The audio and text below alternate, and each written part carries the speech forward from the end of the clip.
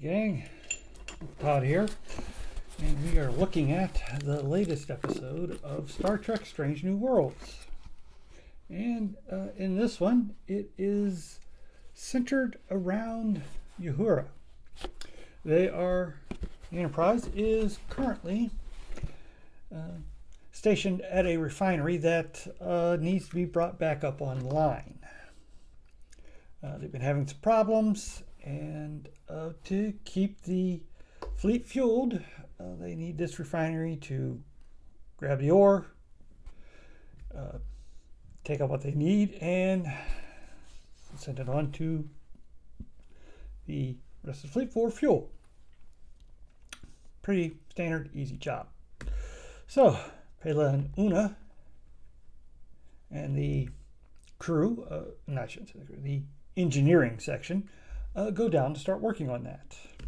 Meanwhile, Uhura hears a strange signal while she's on the comm, but she can't find it. She loses it, and this is very disturbing to her. And she goes and runs diagnostics, and then, while she's in an elevator, she has a hallucination that Hemmer, the previous engineer chief who died sacrificing himself to save the ship, appears before her as a dead body and attacks her. She goes to sickbay. The doctor, Mbenga, finds some high readings here and there. She had been done in engineering, so he relates it to slight radiation poisoning from some of the things in engineering. They can have some effects. He gives her a shot and notices from her cortisone levels she's not been sleeping much, so he puts her on medical leave. She cannot go to her job position on the ship until she's had rest. Meanwhile, James Kirk beams aboard to get with his brother Sam, and as they're talking over a drink, animosity comes out. Seems Kirk is now made first officer of his ship, and he is now the youngest ever to become first officer in Starfleet. The previous record holder for that was their father, George. And there is animosity between them because it's that whole dad liked you best thing, where because Jim is doing all the things George did and Sam went into science, Sam is kind of seen as the lesser, and they kind of argue back and forth over this before leaving each other in a bit of a huff. That's when Jim, comes upon Uhura, and she thinks he's trying to pick her up, but he's not. Shocking, I know. But she has another hallucination when she leaves, thinking she's attacking herself, and she hits herself, and then it turns out she hit Kirk. Breaks his nose. So he doesn't want her to get in trouble because it's obvious she didn't know she was hitting him, and he is a superior officer. So they go back to her quarters, and she uses a little medical thingy to fix his nose. And she tells him what's going on, and he asks for her records. He's going to take him to someone he's friends with who may be able to help with a better diagnosis. Meanwhile, down on the refinery, Una and Pela are kind of a back and forth kind of thing. It's obvious Una does not like Pela, and Pela doesn't like to follow the rules so much. And they at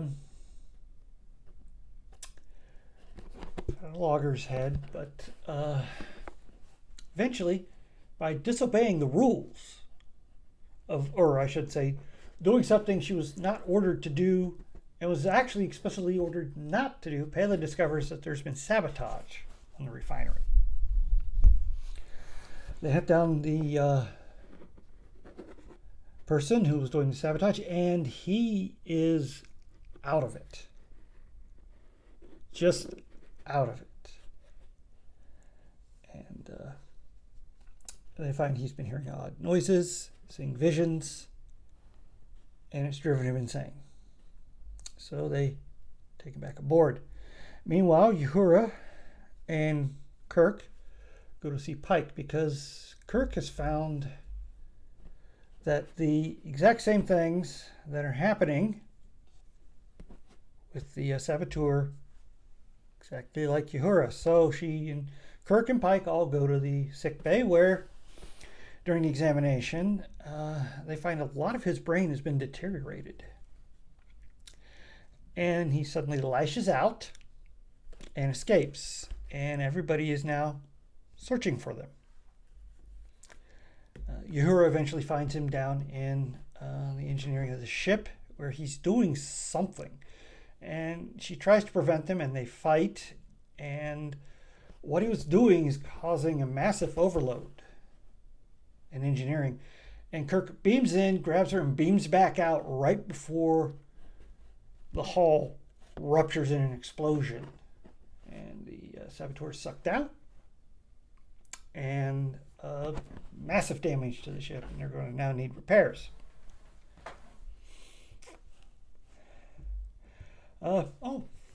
Kirk and Noon Singh meet up and they have an interesting conversation about military fathers. And they kind of have a bonding moment there. Although he still doesn't know about her knowing him from an alternate reality. And he also has a hard talk with Uhura about what they actually do for a living. She's having trouble dealing with her parents died, now Himmler died, and it's just could be too much. And he's like, yes, it can. We are in a job where we are constantly risking our life. And that is something we can't push it away and try to bury it. We have to deal with these things. Otherwise, we cannot be here. And that kind of picks up Uhura. And she has a realization what exactly these hallucinations are. It's an attempt at communication. So they go to see Sam. And with Sam's help, they realize there is an ethereal being within that ore. And they're trying to communicate, ask for help. But they cannot talk to us, and we can't talk to them. So they're trying to use certain people's brains as a conduit. And the brain is interpreting things as in its own reality as to what they're trying to get across. And Uhura realizes that there are living creatures in the ore, and by refining the ore, we are torturing them and killing them. And they frantically contact Pike that he has to shut down the refinery. Do not put it online, but it's already gone online. And now they can't get it to shut off. It's just running wild. So Uhura says, we have to destroy it. We're killing a new life form. This is what we were sent out here to find, new life. And now we have, and we're killing it. So Pike agrees with her. Everybody gets off the ship, or the refinery, and they blow it up. Uhura gets a final vision of Hammer. He is completely well, looks alive, and is smiling. So she realizes they've done it. They have effectively saved a new life form. And Kirk is now going to take the brunt of having to blow up a refinery for the Starfleet, but hopefully the next one they build will not be in a field which has a living host in it.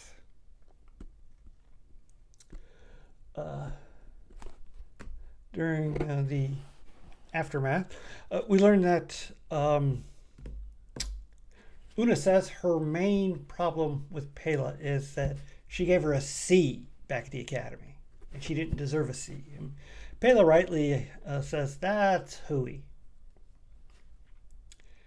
You look at me, and I'm not Hammer, and that bothers you. And I understand. We all lose people. I've lost more people than you can count, and it never gets easy. It is always hard. And they come to a meeting of the minds. Meanwhile, Spock and Chapel are playing chess and discussing what they should do. They have this massive attraction to each other. But do they go ahead with a relationship? And if they do, Spock would be obligated to notify Starfleet because onboard romances are frowned upon. And Chapel counters with, I don't think we need to tell them anything. We should decide what we want to do, and it's between us. Spock can see the logic of that, but he's Spock. Meanwhile, Kirk and Uhura are having a celebratory drink, and they're joined by Sam, who is going to write a paper about this. He's going to get well known. That's great. And he finally congratulates Jim on his new posting. And then he waits. And Jim looks back. And he waits. And Jim looks back. And finally Sam explodes. You're not even going to apologize, are you? Apologize for what? And he storms off. And Kirk makes a comment about his brother. And Spock comes over and who'd been right there because, as usual, he's picking up after him. And Spock goes, I concur. And thus, all of us OG fans can geek out in nerdgasm as Kirk and Spock meet for the first time, shake hands, and the episode ends with them sitting down and the three of them talking. Whew. Good episode. I still think the best so far. It was 3 episodes ago, but now I believe it is last week's with the straight out comedy, and I loved it. I mean, you even got to see the classic green wrap on Pike that Kirk wore in the early first season. But this one is really good. A lot of suspense. A very intriguing mystery. Always love a good mystery. And I love the revelation of a life form. I like when you meet aliens that you have no construct to wrap your mind around. They're not some humanoid with this weird thing on their forehead that Roddenberry loved to do so often.